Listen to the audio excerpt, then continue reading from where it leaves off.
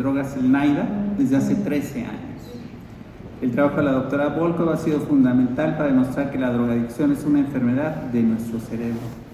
La doctora Volkov, aunque no parezca, nació en México, donde fue al Colegio Moderno Americano y recibió su título de médico de la Universidad Nacional Autónoma de México, ganando el premio Robbins por ser la mejor estudiante de medicina de su generación. Realizó su entrenamiento en psiquiatría en la Universidad de Nueva York, donde recibió el premio Laughlin Fellowship Award por ser una de las 10 médicos residentes más destacadas en el campo de la psiquiatría en los Estados Unidos. La doctora Volkov realizó buena parte de su carrera profesional en Lupton, Nueva York, en el Laboratorio Nacional de Brookhaven del Departamento de Energía. Ahí tuvo puestos de liderazgo como directora de Medicina Nuclear, presidente del Departamento de Medicina y directora asociada de Ciencias de la Vida. Además, ejerció como profesora del Departamento de Psiquiatría y vicedecana de la Escuela de Medicina de la Universidad Estatal de Nueva York en Stony Brook. La doctora Volkov ha publicado más de 580 artículos en revistas científicas de alto prestigio y más de 90 capítulos de libro. También ha editado 3 libros sobre la aplicación de las técnicas neuroimágenes en el estudio de trastornos mentales y adictivos. A lo largo de su carrera profesional, la doctora Volkov ha sido premiada y honrada en múltiples ocasiones. En 2013, seleccionada como finalista para el premio Samuel J. Heyman por el servicio a la población estadounidense y admitida al Salón de la Fama de la Organización de Niños y Adultos con Trastorno con Déficit de Atención con Hiperactividad. Seleccionada como miembro del Instituto de Medicina de la Academia Nacional de Ciencias y recibió el Premio Internacional del Instituto Francés de Salud e Investigaciones Médicas.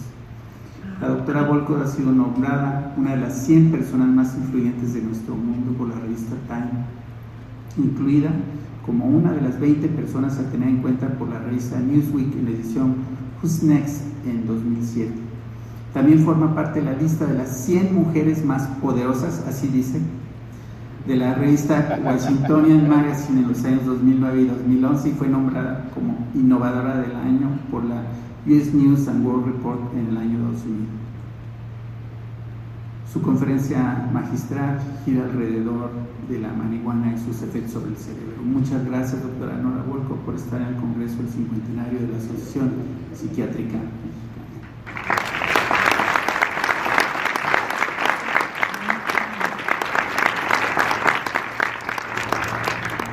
Buenas noches, de nuevo, y lo voy a repetir, para mí es un honor, un privilegio y un placer estar aquí con ustedes por celebrar los 50 años de la Asociación Psiquiátrica Mexicana.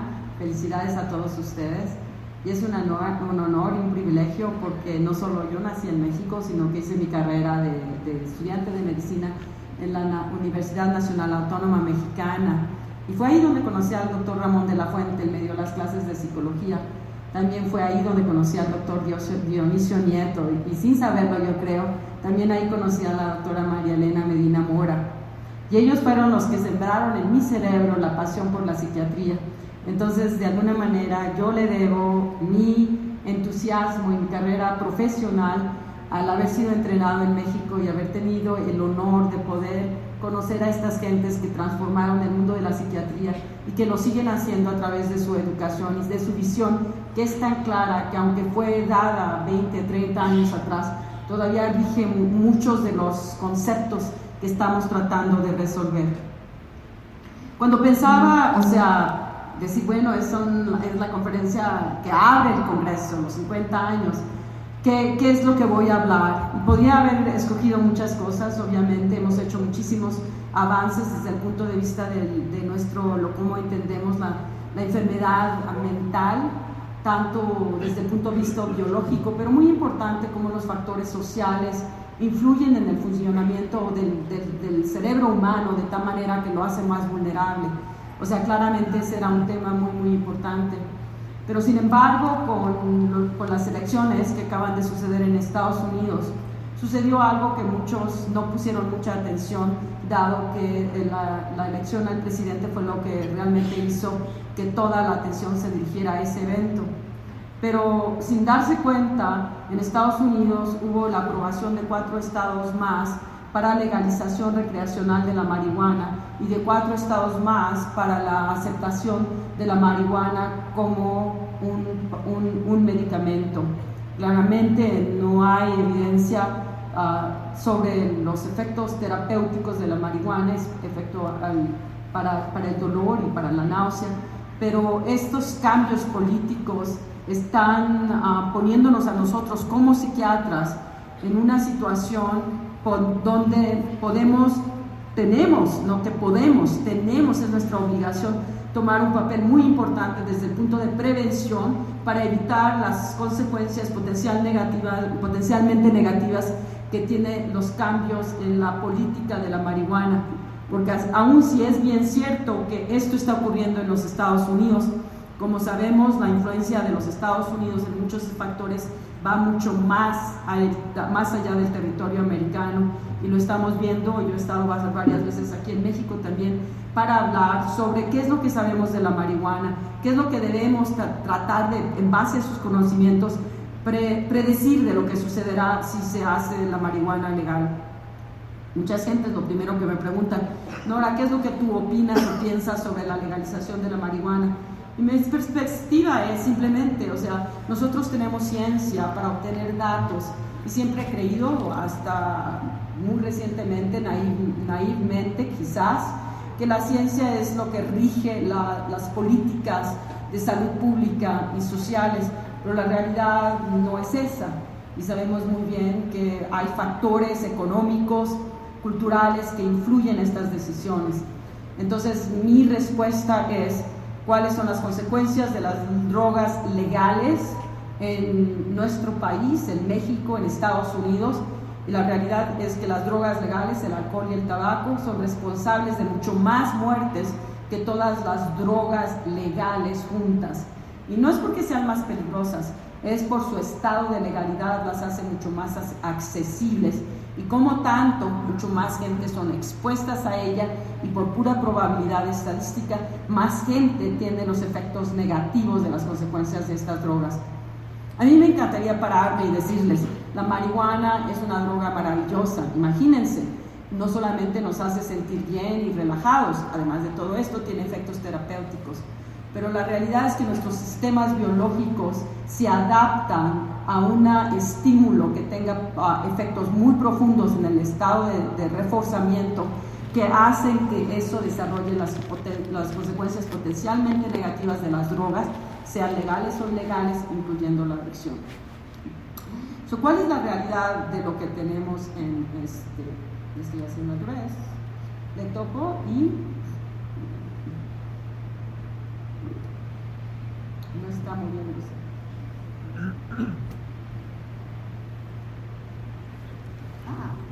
Estoy tocando en el inadecuado. Entonces, aquí tienen simplemente el nuevo mapa de los Estados Unidos, donde tienen los 4 nuevos estados que legalizaron la marihuana recreacional. Para aquellos que no lo han visto, son Nevada, California, Massachusetts y Maine. Y hay otros 4 estados más que la legalizaron para los aspectos medicinales. Como digo, más de la mitad de los Estados Unidos actualmente tienen esta legalización de una forma u otra. Y como se ve en el mapa, no muy claramente, pero lo que estamos viendo es que definitivamente la prevalencia de la marihuana es mucho más alta en los estados que han legalizado la marihuana que en aquellos que no está legalizada. No podemos hablar de un factor causal, es decir, que la legalización es por eso que hay más gente que fuma marihuana en esos estados, puesto que mucho del cambio, del votar por hacerla legal, tiene que ver con la aceptación de esa droga en esos estados donde probablemente ya existían mayores niveles de consumo. Una de las áreas muy importantes, tanto en la investigación en Estados Unidos como en la investigación global, como estos cambios en la política de la marihuana son internacionales, es ver cuáles son las consecuencias del consumo. ¿Qué es lo que vemos en los Estados Unidos? Primero, que hay otro factor que es muy importante, que tenemos que tener en cuenta, que no solamente son los cambios de la legalización y la política sobre la marihuana y la aceptación por muchos como una droga benigna con aspectos terapéuticos, sino también que el contenido de la marihuana que existe actualmente, que se vende, es muy diferente del contenido de la marihuana que existía en los años 90.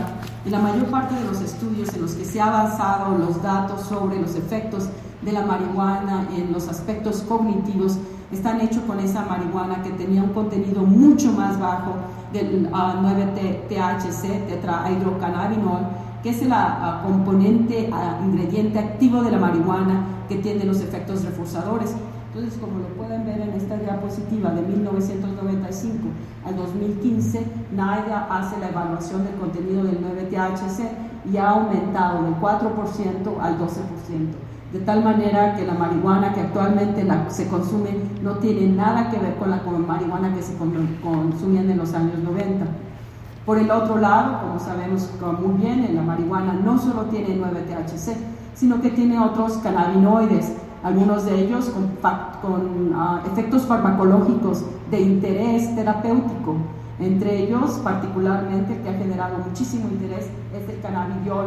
El cannabidiol es un cannabinoide, de hecho, con baja afinidad a los receptores cannabinoides, pero que tiene efectos, que se ha mostrado que tiene efectos contra la epilepsia, particularmente esa epilepsia que en los niños que es muy difícil de manejar. Sin embargo, vemos que el cannabidiol, el contenido está disminuyendo, dado que tiene efectos opuestos a los del 9-THC. De tal manera que una marihuana con contenido muy alto del cannabidiol, que puede tener potencialmente efectos terapéuticos en la epilepsia, no tiene un valor económico como una droga de refuerzo. Entonces, ¿qué es lo que vemos en Estados Unidos desde el punto de la prevalencia?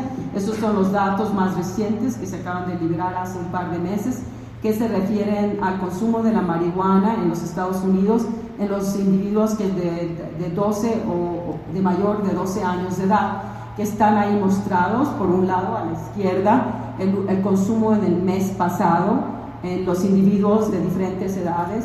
En particular, vemos claramente que aquellos que tienen 18 a 25 años de edad son los que tienen la prevalencia más alta del consumo a la marihuana, y el consumo se ha ido para arriba en esta población. También se ha ido el consumo para arriba en la población de aquellos individuos de más de 25 años de edad. Por suerte, en los adolescentes no estamos viendo un aumento del consumo de la marihuana, a pesar de que todas las demás drogas están disminuyendo en este grupo de edad. A su derecha tienen el número de nuevos iniciadores para el consumo de la marihuana, y vemos que aproximadamente 2.5 millones de individuos consumen por primera vez la marihuana en el año 2015. La mayor parte de ellos, de nuevo, tienen de los 18 a los 25 años de edad, pero también estamos viendo que aumenta el consumo de la marihuana, los primeros consumidores de la marihuana, en individuos de la edad media. Pero la diapositiva siguiente, para mí, para mi cerebro, es la más importante, porque es la que tiene que ver con el uso de la marihuana regular, es decir, el uso de la marihuana diariamente o casi diariamente. Y esto es porque este es el patrón que está asociado con mayor frecuencia y con mayor riesgo a efectos negativos de la marihuana, como es la adicción. Y podemos ver, lo que llama la atención es que el consumo regular de la marihuana se está yendo para arriba en todos los años, excepto los adolescentes de 12 a 17. Pero que quiero que pongan atención en el grupo de 18 a 25 años de edad, que son los que están enmarcados ahí en rojo. Como pueden ver, el 9% de los 18 a 25 años de edad, que es la edad de la etapa de la vida donde un individuo está haciendo la transferencia del sistema educacional al profesional, donde existe el 9% de aquellos jóvenes que consumen la marihuana básicamente en una forma regular. De allí la importancia de decir, bueno, lo que hemos estado oyendo por muchos años, hay evidencia que el consumo de la marihuana regularmente a esta edad puede alterar el funcionamiento de estos individuos. En particular, ha habido muchísima atención desde el punto de vista médico y psiquiátrico, el concepto que el uso regular de la marihuana puede disminuir la motivación de los individuos hacia las actividades, sea profesionales, educacionales o familiares. Y de esto es de dónde estamos desde el punto de la evidencia, de nuestro conocimiento de cuáles son los efectos del cerebro humano, es de donde voy a empezar a platicar. ¿Por qué la gente toma marihuana? La toma básicamente por el 9-THC, y el 9-THC, como las demás drogas, sean legales como el alcohol o la nicotina, o ilegales como la metanfetamina, la cocaína, la heroína, todas ellas activan el sistema dopaminérgico, liberan dopamina y la liberan en el sistema más importante de refuerzo en el cerebro humano, que se llama el nucleus accumbens. Y al liberar la dopamina ahí lo activan. Y eso genera la motivación de consumir esa sustancia. No solamente en el momento, porque puede tener una sensación placentera, pero muy importantemente genera una memoria que llamamos de acondicionamiento, que se genera muy rápidamente y que va a hacer que el individuo, cuando se encuentre en esas circunstancias donde consumió la marihuana con una persona que la consumió, vaya a tener el deseo de volver a consumirla. Y esto es básicamente una de las características de lo que hacen las drogas, que las hacen tan dañinas, que crean esos acondicionamientos que de alguna manera finalmente en aquellas gentes que son vulnerables pueden hacer a la persona esclava del consumo de las drogas, porque la motivación, porque la memoria está generada donde se hace una respuesta básicamente automática. Las diferentes drogas aumentan, el tipo de drogas aumentan la dopamina de diferentes mecanismos. Por ejemplo, la nicotina aumenta porque activa directamente las células dopaminérgicas. La cocaína porque interfiere con el reciclaje de la dopamina, haciendo que se acumule. La marihuana lo hace a través de la estimulación de los receptores cannabinoides. Y así como uno de los hallazgos más interesantes en las ciencias a los principios de los años 80, ahí por los finales de los 70s, 80s, se descubrió que teníamos un sistema endógeno opiáceo, que era básicamente el cual era, tomado por la heroína y la morfina como estimulante, toman la ventaja de esos receptores. Lo mismo actualmente se sabe que tenemos un sistema endógeno cannabinoide que se comunica a través de los receptores cannabinoides. Hay dos tipos de receptores cannabinoides CB1 y cannabinoides CB2. El cannabinoide CB1 es el que existe con mucho mayor abundancia en nuestro cerebro, mientras que el cannabinoide CB2 existe a través del cuerpo, principalmente en órganos que tienen funcionamiento inmunológico. El sistema endocannabinoide es fascinante y nos ha hecho ver que muchos de los preceptos que teníamos en las neurociencias eran no necesariamente universales. Por ejemplo, clásicamente lo que habíamos estudiado todos en la neurociencia es que la manera como se neurotransmitía una señal de una neurona a la otra era la neurona que estaba activada, liberaba el neurotransmisor pasaba a la siguiente neurona y a través de un receptor la activaba. Pero lo que se vio con los sistemas endocannabinoides es que cuando una célula es activada, se libera el neurotransmisor, esto activa los receptores, y estos receptores, cuando hay mucha activación de este sistema, activan a las enzimas que están sintetizando a los endocannabinoides para que las produzcan. El endocannabinoide entonces se libera y se va de forma retrógrada a la célula que estaba liberando al neurotransmisor para inhibirla. Entonces el sistema endocannabinoide lo que nos permite hacer es modular el señalamiento de estimulaciones muy intensas. Y cuando el sistema cannabinoide básicamente no está funcionando adecuadamente, por ejemplo, podemos tener hiperexcitabilidad o hiperinhibición, porque también inhibe un exceso de inhibición. Entonces es un sistema importantísimo para la regulación de cómo está pasándose la señalización en nuestro cerebro. Es un sistema modulador. Otro factor que lo hace tan importante el sistema cannabinoide es que los cannabinoides CB1 receptores son los receptores que transmiten señales a través de lo que llamamos proteínas G, transmisoras más abundantes que hay en nuestro cerebro. Las otras dos receptores más abundantes son receptores que transmiten señales iónicas, que son las glutamatérgicas y las GABAérgicas, pero detrás de ellos está el sistema cannabinoide y se encuentra en todo nuestro cerebro.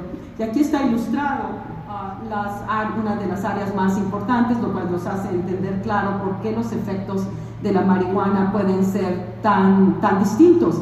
Hemos hecho muchísimo trabajo desde el punto de vista de los receptores cannabinoides en las áreas del placer, porque es por esto que la gente que los toma.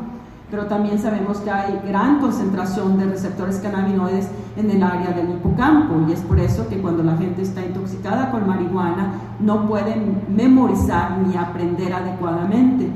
También existe una gran cantidad de receptores en el cerebelo que tienen que ver con la coordinación motora, y es por eso que el uso de la marihuana está asociada con una mucho mayor frecuencia de accidentes automovilísticos.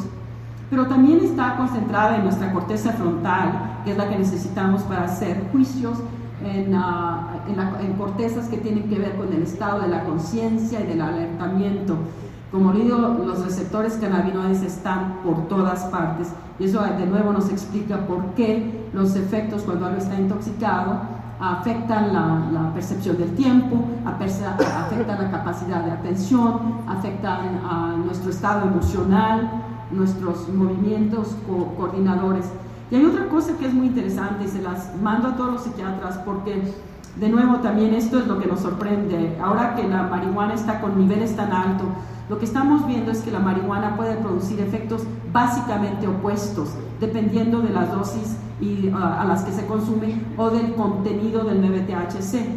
A dosis más bajas, por ejemplo, la marihuana tiene efectos ansiolíticos, baja la ansiedad, pero a efectos más altos puede producir efectos de ansiedad tan alta que pueden resultar en cuadros psicóticos. Lo mismo resulta a nivel fisiológico. A dosis más bien bajas, por ejemplo, la marihuana puede disminuir la náusea, es una de las intervenciones terapéuticas, pero a las dosis altas con 9-THC estamos viendo cuadros de hiperemesis que requieren hospitalización de emergencia, porque no se puede parar de vomitar. Lo mismo con la epilepsia. A dosis más bien bajas se baja con el 9-THC la incidencia de spindles en la epilepsia, pero a dosis más altas aumenta la probabilidad de la epilepsia. Y de nuevo esto tiene que ver con este factor de regulación del sistema endocannabinoide. Estas son simplemente a través de la tecnología que se ha desarrollado en imagenologías. Nos es posible actualmente no solamente ver dónde se encuentran los receptores cannabinoides en el cerebro humano, sino en todo el cuerpo, y también lo mismo para los receptores cannabinoides CB2, y más adelante les voy a también mostrar que actualmente inclusive podemos ver la concentración de las enzimas que son responsables, tanto sea de la síntesis de los cannabinoides endógenos, así como su degradación, y hacer la pregunta, por ejemplo, si alguien está consumiendo la marihuana, ¿qué es lo que sucede a nuestro sistema endocannabinoide? ¿Cómo responde nuestro sistema endocannabinoide?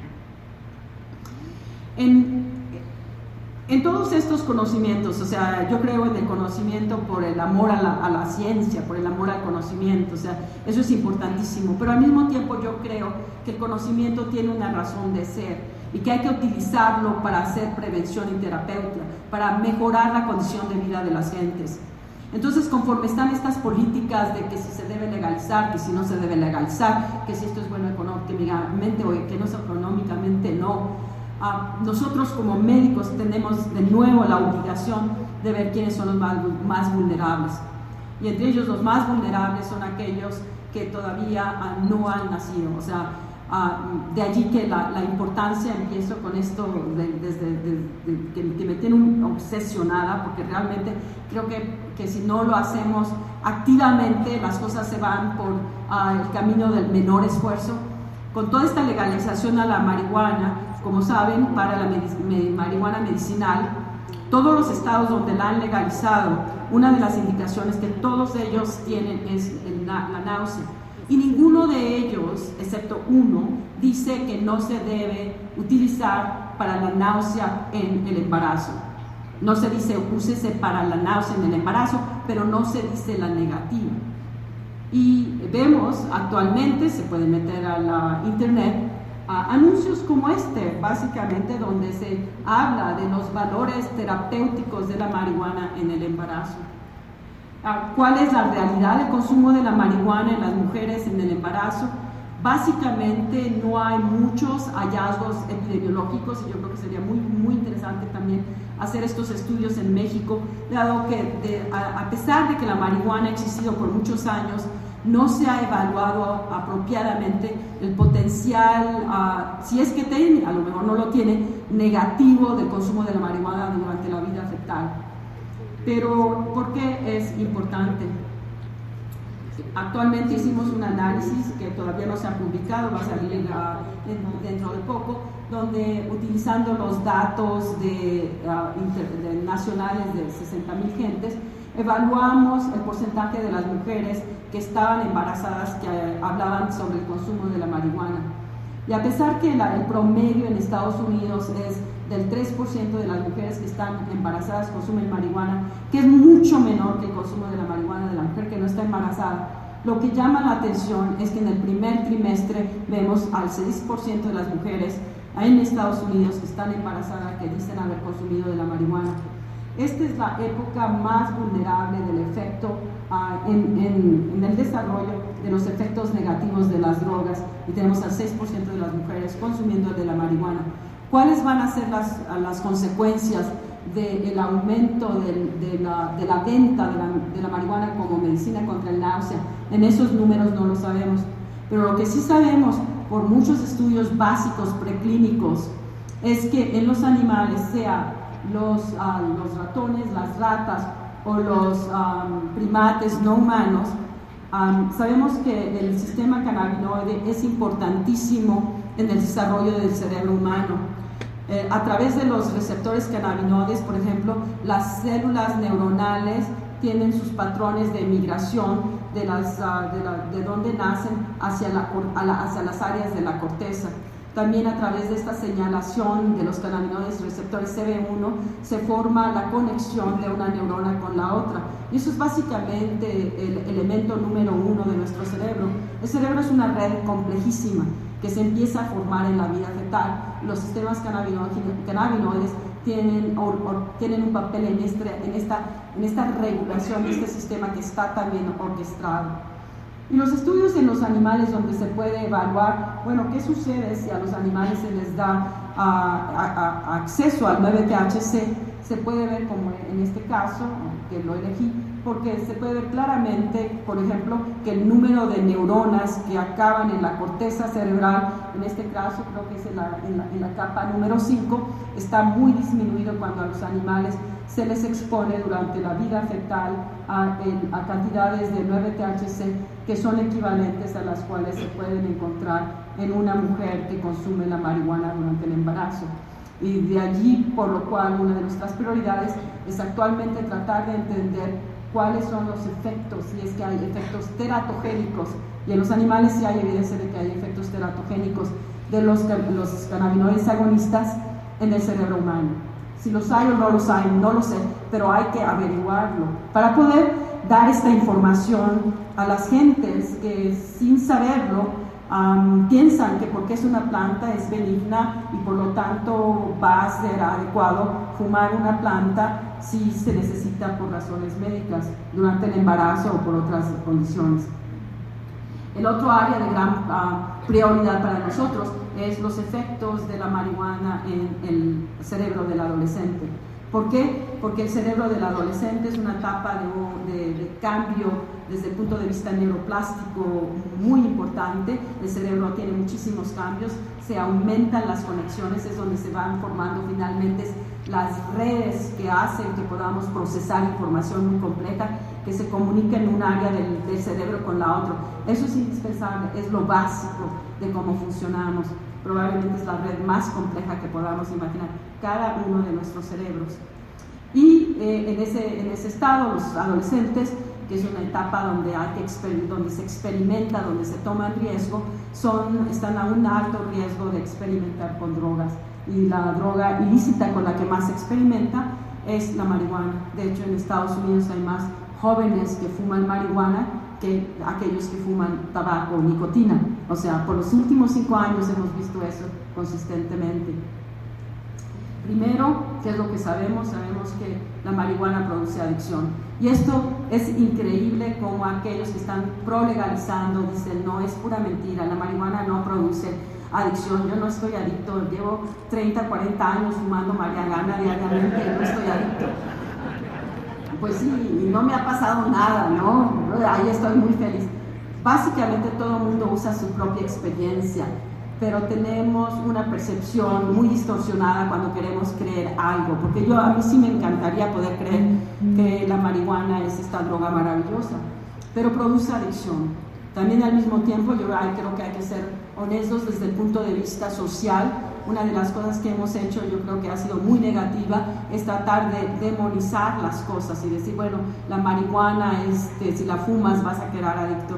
No, la marihuana, si se la compara con otro tipo de drogas, como lo vemos aquí, Jim Anthony hizo estos estudios hace varios años y los acaba de replicar con básicamente números un poco más altos para el porcentaje de las gentes que al exponerse a la marihuana se vuelven adictos, que son de aproximadamente el 9%. Sus nuevos estudios han mostrado niveles más altos que probablemente reflejan el caso que la marihuana actual tiene contenido más alto del 9-THC. Pero tenemos a drogas como la metanfetamina, la cocaína, la heroína, que son mucho más adictas. La probabilidad de que si estás expuesto a ellas te vuelvas adicta es muy alta y tiene que ver con sus efectos farmacológicos. Ahí tenemos al alcohol y al tabaco, y es muy difícil decir, es el alcohol más o la nicotina más adictiva que la marihuana. Es muy difícil decirlo porque al hacer una droga legal, tú la haces, la probabilidad que tengas acceso a ella regularmente es mucho más alto. De ahí, y para volverte adicto tienes que consumir la droga regularmente. Entonces, estos números van a cambiar claramente cuando empiece a haber más y más legalización de la marihuana. Eso nos va a poder permitir efectivamente decir si una es más adictiva que la otra. La otra cosa que tenemos que saber es que el riesgo de la adicción tiene factores sociales, claramente, de desarrollo. Cuanto más jóvenes empieza el uso de la droga, más alto es el riesgo de la marihuana, a la adicción a la marihuana o a cualquier otras drogas. Pero también hay factores genéticos. Y entonces los factores genéticos te pueden hacer más a riesgo a una adicción, por ejemplo, al alcohol, o hacerte más a riesgo a una adicción a los cannabinoides.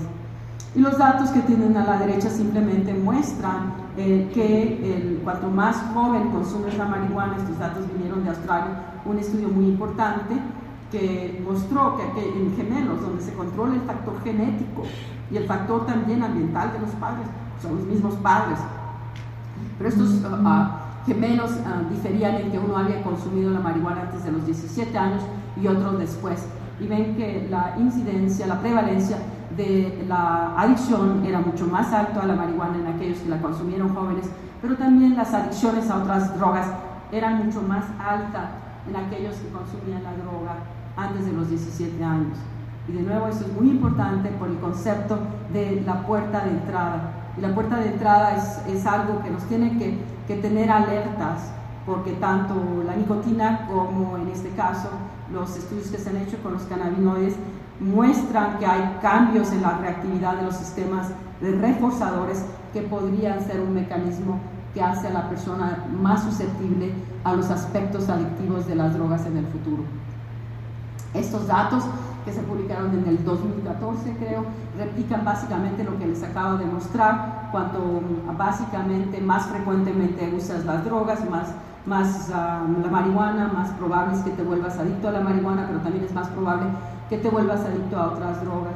Y también muestran el otro lado que hemos visto en los casos, por los estudios epidemiológicos por los cuales hemos hecho el estudio en la adolescencia con nuestra prioridad, que el consumo de la marihuana, particularmente regularmente en los jóvenes, interfiere con su desarrollo educativo y profesional. Esto se ha mostrado estudio epidemiológico tras estudio epidemiológico tras estudio epidemiológico. Si tú fumas marihuana regularmente en la adolescencia, la probabilidad de que puedas acabar la carrera, de que puedas tener un trabajo profesional, se va para abajo. Y también se va para abajo los hallazgos profesionales exitosos. Y esto tiene que ver, de nuevo, lo voy a plantear como psiquiatra, no solamente con la posibilidad de que el cerebro esté cognitivamente no tan funcionando tan bien, pero sino también con la posibilidad de que la marihuana esté afectando los sistemas motivacionales. Y de nuevo, lo voy a recalcar, ponemos muchísima atención al sistema de cognitivo. Puedo hacer puedo entender esta paradoja, puedo hacer el cálculo matemático, pero imagínense lo que quiere decir la degradación de la motivación. eso que nos hace levantarnos en la mañana y decir, yo quiero hacer eso, yo quiero estudiar, yo quiero acabar como médico. No es de gratis. Funciona porque en nuestro cerebro hay un sistema motivacional que básicamente está modulado por el sistema dopaminérgico y donde el sistema endocannabinoide juega un papel muy importante. Aquí también tenemos un estudio que ha tenido muchísima relevancia porque fue el primer estudio donde se muestra, no es el primero, es el segundo. De hecho, que una de las críticas que se habían hecho a todos los estudios mostrando que aquellos jóvenes que fumaban marihuana tenían mucho menor capacidad cognitiva que aquellos que no la habían fumado, decían, bueno, a lo mejor era porque tenían de inicio menos capacidad y por eso fumaron la marihuana. Tú no puedes establecer un factor causal. Muy buena crítica, pero este estudio evalúa el estado cognitivo de los niños y los monitorea hasta que son adultos y evalúa cómo se desarrolla su sistema de inteligencia, el coeficiente de inteligencia, en función de cuánto estuvo la persistencia del uso de la marihuana de los 12 a los 18 años de edad, de los 13 a los 18 años de edad, y muestra que en aquellos en rojo que tuvieron persistencia del uso de marihuana durante los 13 a los 18 años de edad, hay una disminución significativa del coeficiente de inteligencia.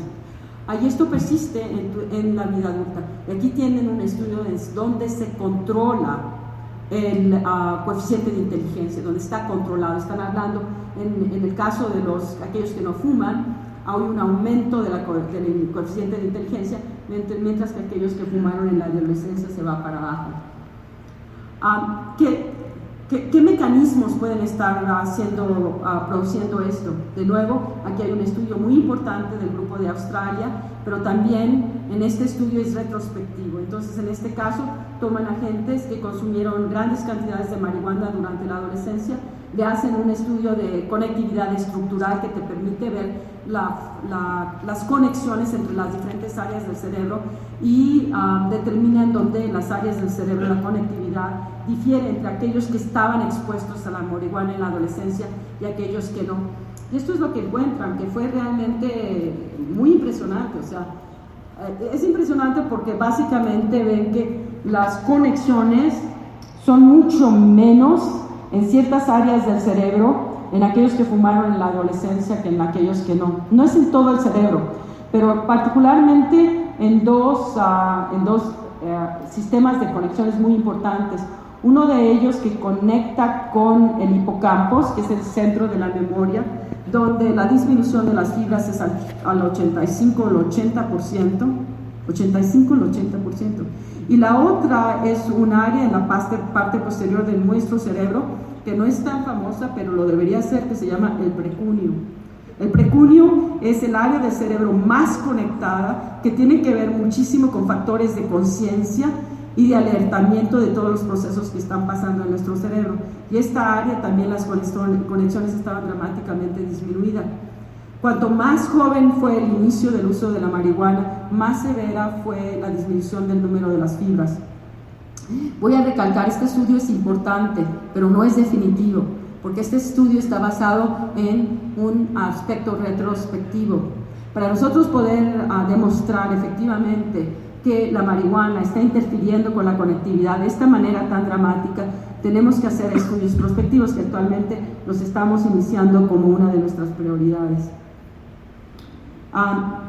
Hablo de los efectos de la adolescencia, pero como les estaba mostrando también en las diapositivas principales, el aumento de la marihuana que tenemos y en los niveles más altos, al 9% de regulares en el adulto joven. Entonces la pregunta, ¿es seguro fumar marihuana como adultos?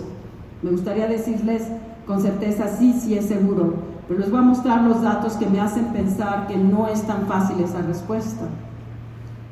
Aquí tenemos estudios en adultos donde estamos midiendo la concentración de los receptores CB1 en gentes controles y en gentes que fuman la marihuana regularmente. Y lo que observamos, y después fue replicado por otros investigadores, es que en aquellos consumidores regulares de la marihuana, los receptores cannabinoides CB1 se van para abajo.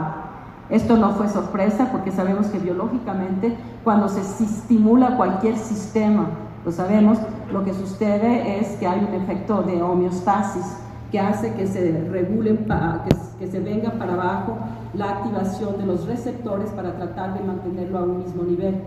Entonces, esta disminución de los receptores CB1 va a crear un déficit de señalamiento endocannabinoide cuando la persona no esté consumiendo las drogas. El siguiente es un estudio que acaba de salir, ese no es, o sea, yo no participé en este estudio, es un estudio elegantísimo, donde se está viendo otro componente muy importante del sistema endocannabinoide, que es la enzima que destruye a uno de los endocannabinoides más importantes del nombre anandamida. Y esta enzima, fatty acid amine hydrolase, que se llama FAAH, está significativamente disminuida también en las gentes que consumen marihuana como adultos. Entonces, efectivamente, lo que habíamos visto en los animales, que el consumo de la marihuana lleva a una adaptación en el sistema endocannabinoide, actualmente lo podemos demostrar en el ser humano, y lo vemos no solamente en el cerebro, sino que también se está documentando en otros órganos que son regulados por el sistema cannabinoide. Esta diapositiva para mí, o sea, me gustaría que hubiera más datos, pero todos los datos están llevándose a una pregunta, o sea, uno de los estudios, es un estudio que nosotros hicimos en nuestro laboratorio, porque para mí, de nuevo, es algo que me ha obsesionado, que es el concepto de que tomas una droga y la droga te puede, con el consumo regular, disminuir tu capacidad de motivación, de energía, de interés. Y me parece fundamental, porque como sociedad humana, como individuos, lo que hacemos nos motiva, hacemos lo que hacemos por eso. Y la idea para mí de perder esa motivación es como un poco, los franceses dicen la joie de vivre, que te hace hacer cosas. Es fundamental y lleva a la desesperación, lleva a la disforia, lleva a la depresión, lleva a la anedonia, a la bulia, a la apatía. El sistema dopaminérgico es súper importante, básicamente es de los más importantes en sostener la motivación. Y a través de diferentes estrategias de imagenología, lo que los estudios están mostrando, por ejemplo, el de más a la derecha es un estudio que usa, los tres usan tomografía emisora de positrones, pero en este caso están evaluando la síntesis de la dopamina, la concentración de la enzima que básicamente es responsable de la síntesis de la dopamina, y encuentran que está significativamente disminuida en los sistemas de reforzamiento, y cuanto más disminuida, más alto es el sistema, la self-awareness de motivación, más alto es la motivación en los individuos. Nosotros hicimos un estudio diferente donde estamos evaluando la liberación de la dopamina cuando se le estimula, y es el estudio arriba a su izquierda, y el estudio de abajo, que es un estudio que acaba de salir en el Colombia, también muy similar, donde se hace una estimulación del sistema dopaminérgico, un poco como un stress test cuando te llevan al cardiólogo, y evalúan en esas condiciones qué tanto se libera dopamina. Y tanto nuestro estudio que hicimos en Brookhaven como en el estudio de Colombia muestra que hay una disminución de la liberación de la dopamina en los individuos adultos que están consumiendo marihuana, y tanto en el estudio de Colombia como en el nuestro vemos que cuanto más está disminuida la liberación de la dopamina, más existen síntomas emocionales negativos de irritabilidad, de disforia, de frustración, produciendo un mecanismo neurobiológico por el cual, como se nos ha enseñado en la carrera de medicina, que el consumo crónico de la marihuana produce al sistema motivacional, pero también aumenta la frecuencia de trastornos de ansiedad, de irritabilidad y de disforia. Están probablemente desarrollados por los efectos negativos de la marihuana en el sistema dopaminérgico. Y finalmente, o sea, los efectos de la marihuana en la enfermedad mental, importantísimo. Y lo sabemos, o sea, los grupos europeos han sido líderes en este campo, en tratar de entender si existe una asociación entre el consumo de la marihuana y la esquizofrenia específicamente. Conforme se hablaba más tempranamente sobre la importancia social en los trastornos mentales, sabemos que los trastornos mentales tienen claramente un componente genético importante, pero también sabemos que los contextos sociales de niveles de estrés alto, de desarraigo social, de falta de de oportunidades, de abandono, aumentan el riesgo a la enfermedad mental. Y también sabemos que el consumo de las drogas es un factor que facilita en aquellas gentes que son vulnerables la aparición de síntomas de enfermedad mentales. El más estudiado ha sido la esquizofrenia.